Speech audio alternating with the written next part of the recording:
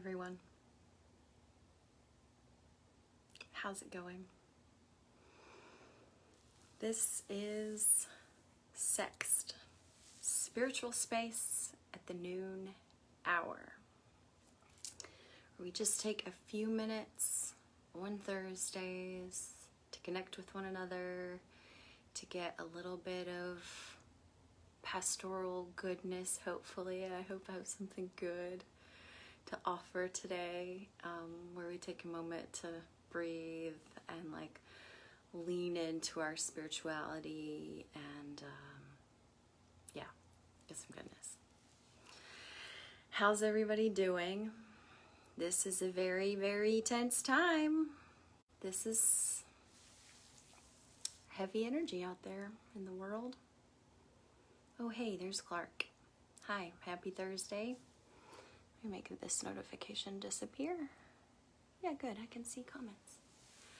Well, if anyone wants to hop on your lunch break, hopefully you're getting a bite of something delicious at your lunch hour and maybe taking a few breaths.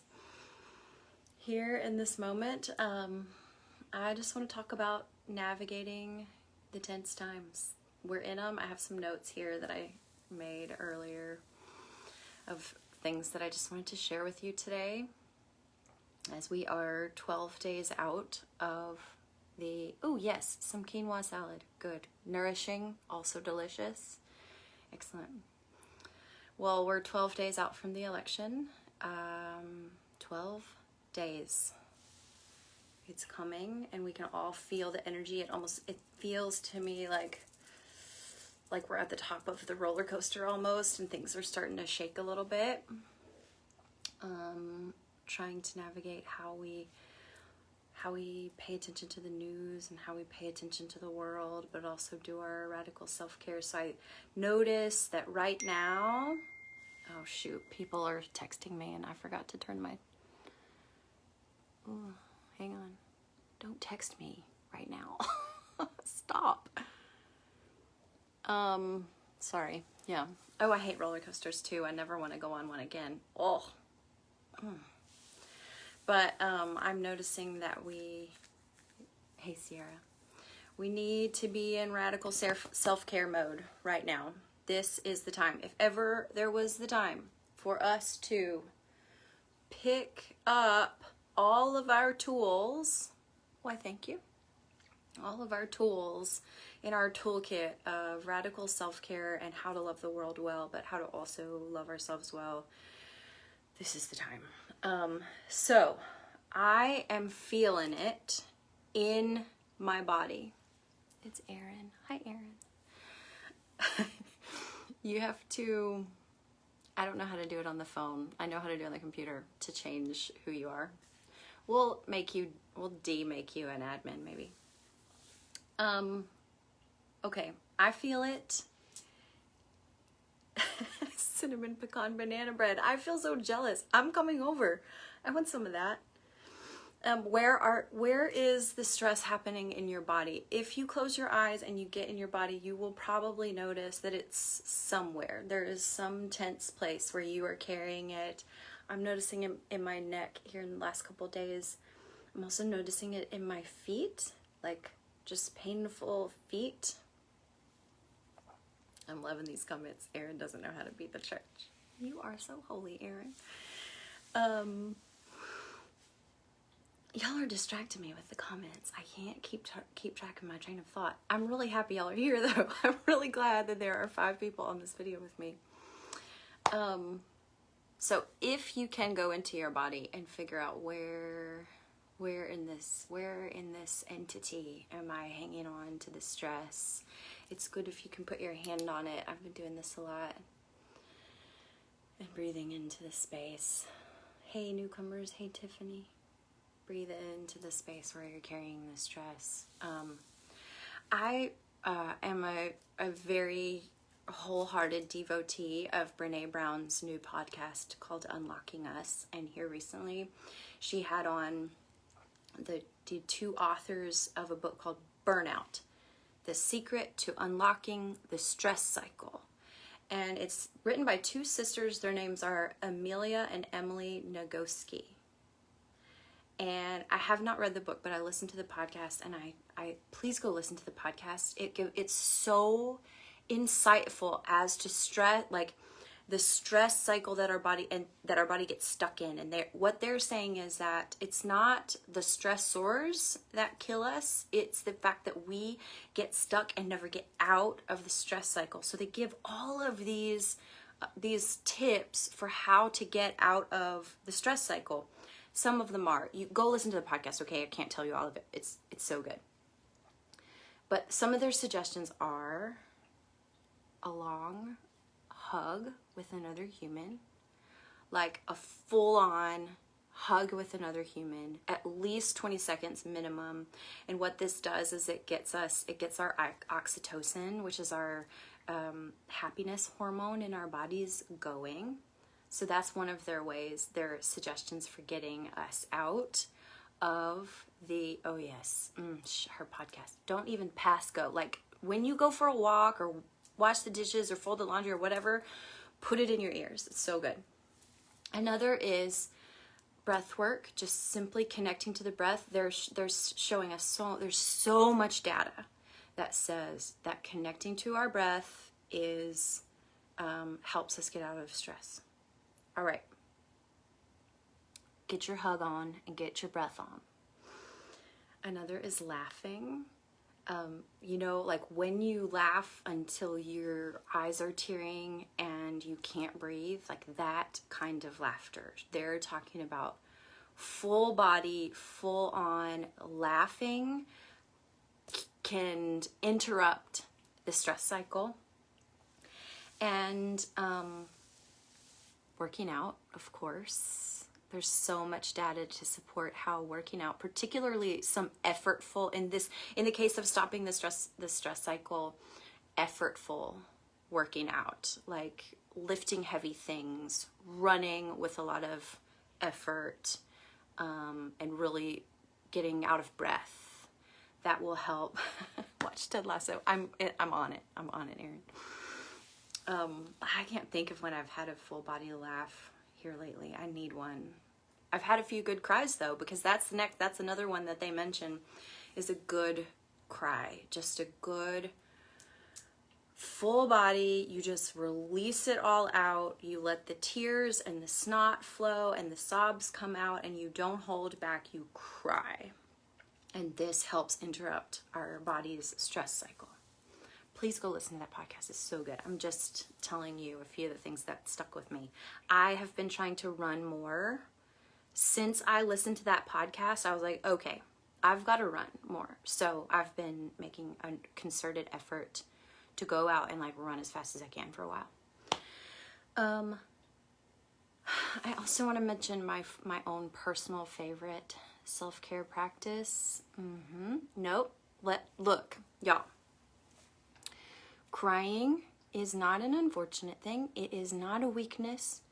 To cry is a good thing. It is a human evolutionary coping strategy, survival strategy for dealing with stress and dealing with whatever life throws at us, whether it's a tiger chasing us or the chronic kind of low-level stress that low and high-level stress that we have been experiencing our whole lives, but especially now. So, crying is a good thing. We don't have to hide the fact that we cry. Look, I cried at least once last week, and at least once also the week before, and a few times before that, especially after RBG died. There's no shame in it. I like to talk about salt baths. I think they're really important. They're important, at least for me. Not everyone loves baths, but I'm a huge bath taker. And I really like to put some salt in there, whether it's sea salt or Epsom salts. And imagine myself being connected while I'm in there to like oceans and rivers and all of the water on the earth, and to Mother Earth and to Gaia and to, the minerals in the salts. And just let myself breathe and release and float. In my sermon on Sunday, I talked a little bit about spiritual practice as medicine for the ego. And our ego has this propensity to judge. That this is human nature. It's the nature of the human ego. And spiritual practice can be, I believe, I have experienced, and also my wisdom tradition teaches me that spiritual practice is an antidote to that, to the ego, and an antidote or medicine for that. So I believe that our propensity for judgment is absolutely something that we can put down. We don't realize that we can put it down, but it exhausts us and drains us, and we can absolutely put it down. And so I was mentioning in the sermon, if you haven't listened to it, some spiritual practices for helping us pop out of ego and into spirit, or conversely, to pop out of ego and into our bodies, which I think we really need in these moments.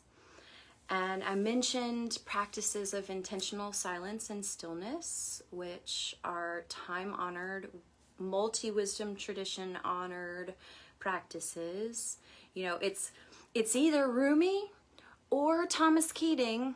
I've heard the quote attributed to both, who said, "Silence is the primary language of God." Silence is God's primary language. And I also mentioned some practices of intentional movement, such as running, yoga, walking, breath work, etc. But I want to mention a few other things. Sorry, emails keep coming in. And I want to say that we humans, we can think of ourselves like a radio. We have the power to control what frequencies we tune into, okay? What bandwidths are we tuning into on the spectrum of bandwidths? So you can turn your radio dial to the peace of God. You can turn your radio dial to nature. And you can intentionally curate your thoughts and your input during this time of living in the world. And I absolutely do not think that we should turn our backs on the needy or on those in pain right now, nor should we ignore or minimize our own pain. Rather, I think we can do both. We can acknowledge what's real right now, and we can pay attention to the peace of God that is always available to us at every moment, and the love of God that is always flowing from the divine and in and through and among us. So, as St. Paul puts it in Philippians 4, remember St. Paul says, whatever's true, whatever is noble, whatever is right, whatever is pure, whatever is lovely, whatever is admirable, if anything is excellent or praiseworthy, think about such things. I think that's what that means. I think that means that we have the power to curate our thoughts and to curate our input. And that doesn't mean that we practice like ignoring people in pain. And I don't think that it means that we practice minimizing our own pain or minimizing what's wrong and needs to be fixed in the world. No, I think it's both and. I think we do both of those. And I think, you guys, that's what spiritual discipline is. It's the tools and the practices that we use to balance out our engagement with the world, with our own inner landscape, and with our own radical self-care, which might look like me running until I can't run anymore, or it might look like taking a bath, or it might look like calling a friend, or it might look like hugging somebody, or it might look like eating banana bread, whatever it means, and it may look like something different in every single minute. So whatever's pure and whatever's lovely and whatever's right and excellent and praiseworthy, I think that we have the power in this moment to turn our radio dials up so that we can catch that frequency right now, while we also remain prayerful, remain watchful, while we remain active. Hopefully some of us are volunteering at the polls or at campaigns, and doing what we can. I know people are really busy. I've been trying to volunteer for like a voter call bank for days, and every day like something happens with my kids and I can't do it. So I'm just doing my best, and I'm trying to stay engaged with the world, but I'm also trying to balance that out with some radical self-love and some radical self-care. So this is, I mean, we're in this shit right now, guys. It's going to take all the tools in our toolbox. So, put down the phone. Once you've got the gist of it, turn off the news.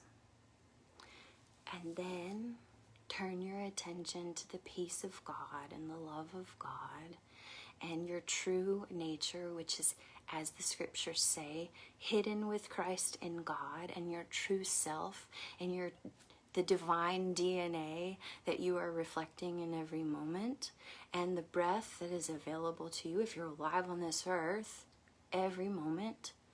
We can think about these things, and we can tune in to those things. All right? You guys got some good comments going here. I'll respond to them, but I do want to let everybody off. So I'll see you later. I'm sending love. I'm sending peace. I'm sending you, banana bread vibes. Yeah. Bye, guys.